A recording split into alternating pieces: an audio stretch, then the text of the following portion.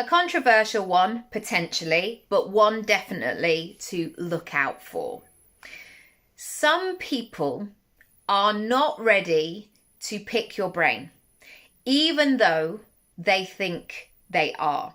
Even though they think having the call, having the coffee, having the Zoom, having the afternoon, whatever it might be exactly what they need because they want to be in your energy. Sometimes they're not ready for the thing. Because sometimes what people do when they approach that, oh, I'd love to have a cup of tea with you, I'd love to have a coffee, is that they are assuming that you are going to do the work, that you're just going to give them the things that they need, almost like if they were making a roast dinner. It's like, here we go, here's the veg, here's the gravy, here's the Yorkshire puddings, here's the potatoes, here's the meat or your nut roast or whatever it might be. Here are the things and off you go. And actually what a pick your brain session is about is firstly asking what you need and being self-aware in that moment. Where are the gaps in your knowledge? Which are the pieces that you're really struggling with? Where do you need to tie things together?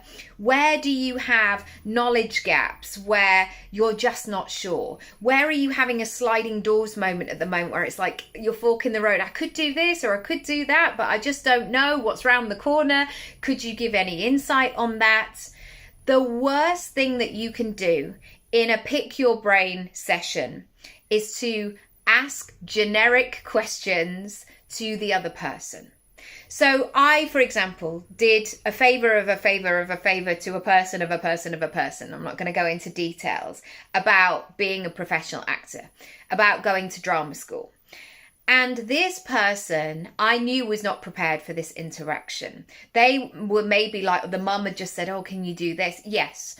If that had been me as an 18-year-old, I'd have been like this, ready with my pen and paper. I've got my questions. I've sent them in advance, although it wasn't emailed. But, I would have been really clear. I was like, I've got 17 minutes with this person. I really want to maximize the time. There have been some people who have turned up on calls with me in a dressing gown, just woken up out of bed, like going, okay, cool. So, do you want to tell me sorts of things you've done? You can Google me. You can find out that. You can read my CV. It's all public. But what you need to do is figure out what you need so you can progress. You have to be the common denominator of you.